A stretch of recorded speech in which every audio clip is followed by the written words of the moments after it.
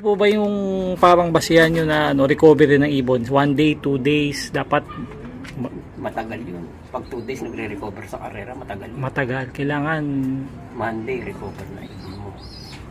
okay. Kasi, ginagawa ko dyan, arrival, well, gasolit DS, tapos ito nga, di ba, IDL Supra. Kailangan nun, morning ng Monday, recover na yun. Titirahin ko ng tsaa yun.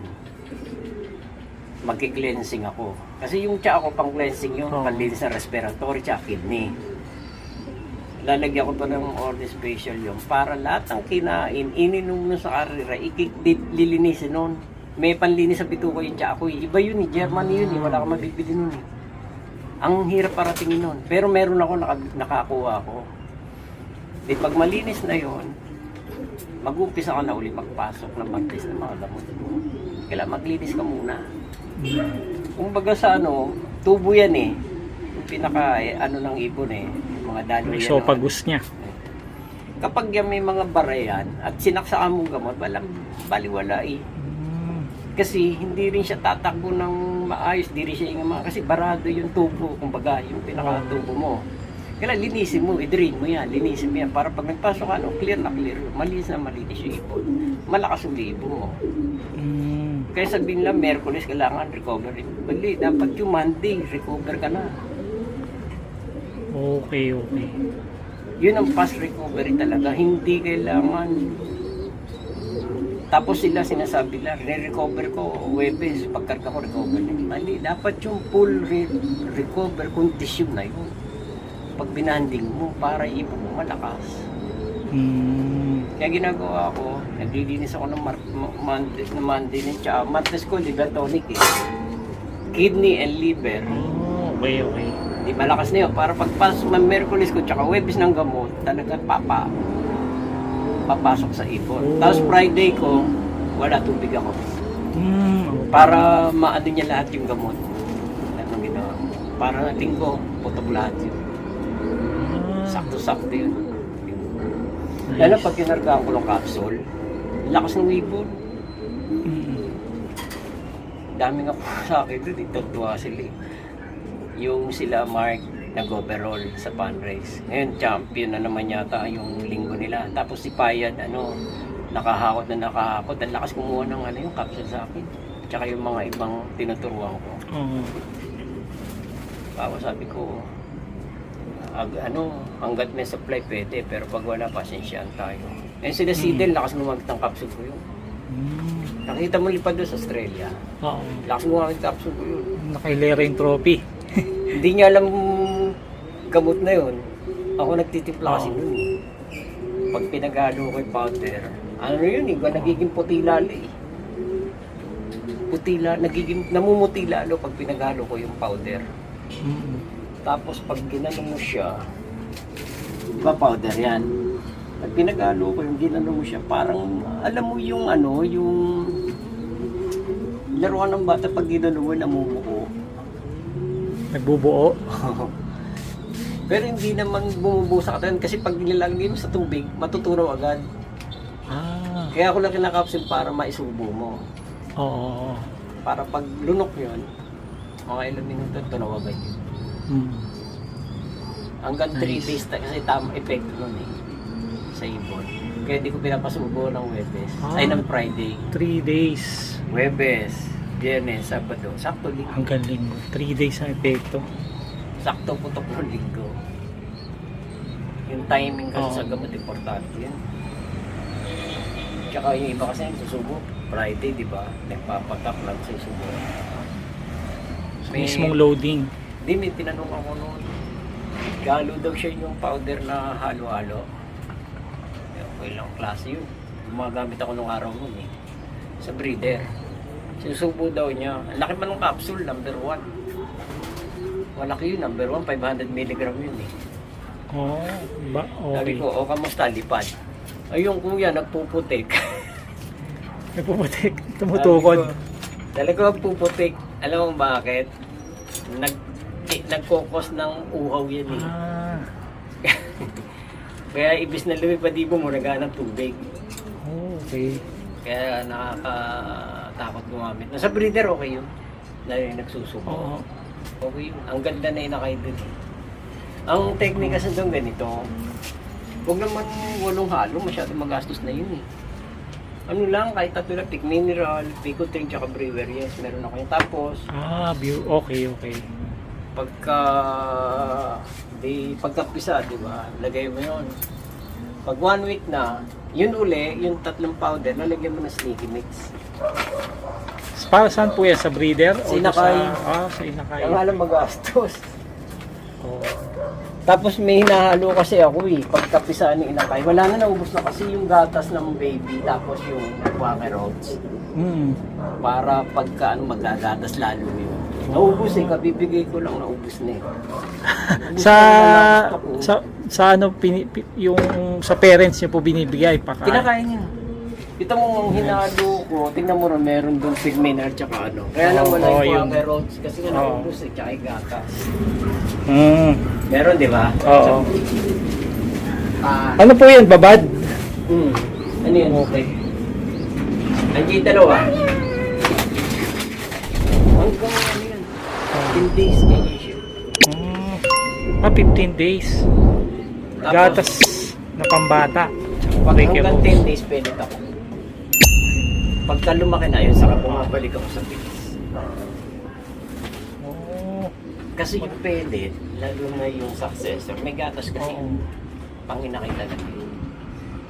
Okay. Kasi hindi mo pwedeng tirahin kagad ng pitchin. Ganun pala. Sa akin, breeder mix lang. Sige. Kasi sa Europe, dati ganyan. Nung nakadevelop sila ng mga pellet, tingnan mo yung mga Basilaga, mayroong mga pellet na.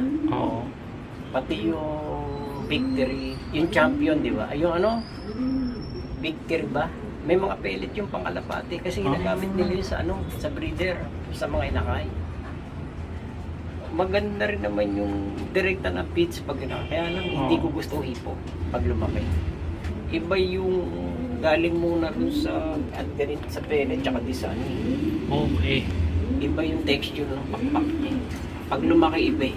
Iba yung pakpak ng iba-label nila eh. Kumpara doon sa tinira mo kagad ng breeder mix.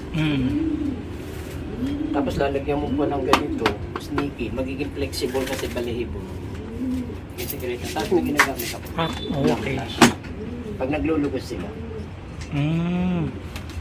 Ito, Plum important to. Flash. Plum Plus. Sa South Africa mabibili wala.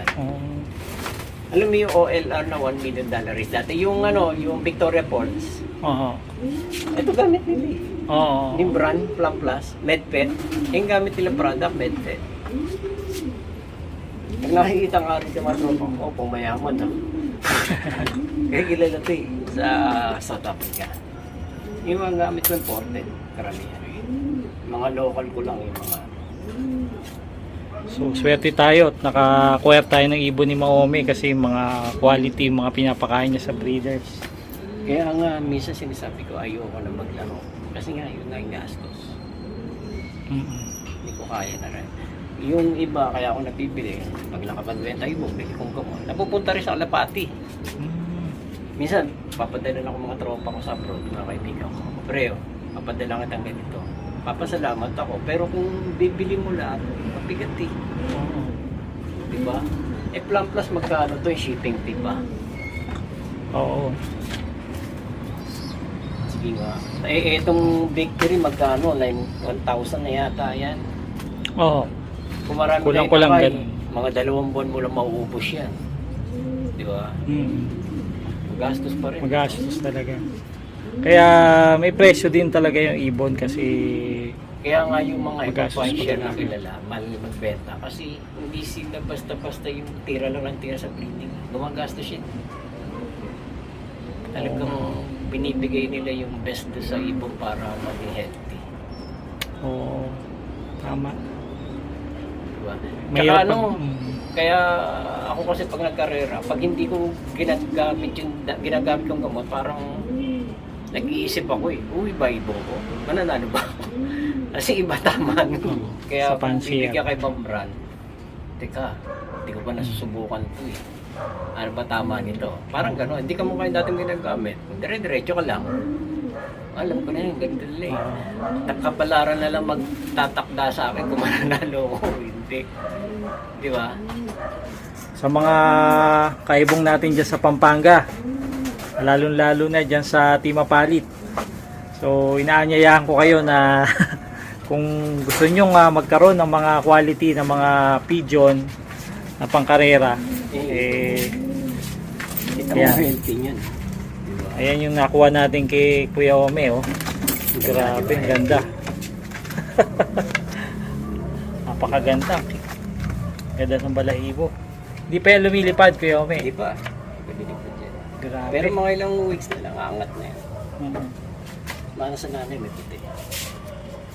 Ayos. Bali, ako kasi sabi ko hindi na ako kukuha ng ibon talaga. Tapos na ako sa pagkuha. Alam nyo ba, kinonta ko si Kuya Ome nung December pa.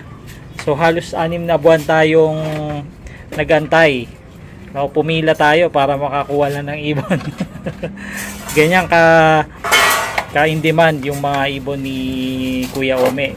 Yan, yung Puyo line. Ayan. So itong dalawa yung kukunin na natin. Iuwi na natin.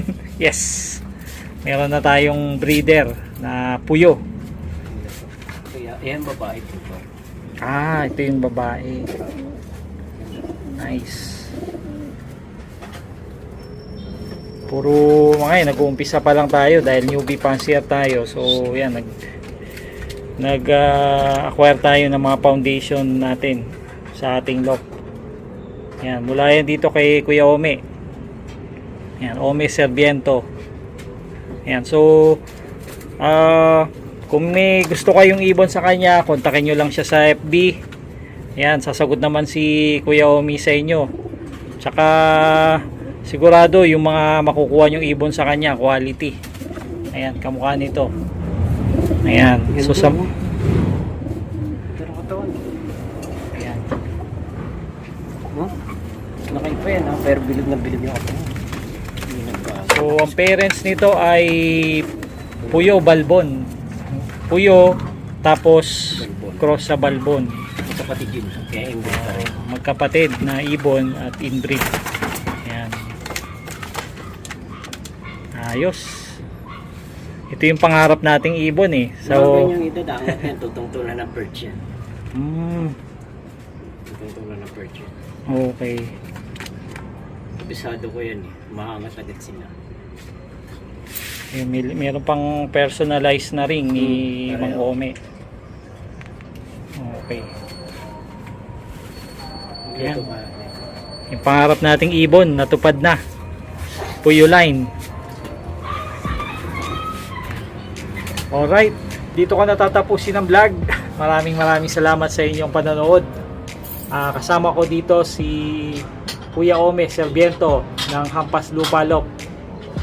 Alright. Muli, ito ang inyong nerbyosong pansier, Ebong Lop TV. Keep safe, God bless. Bye-bye!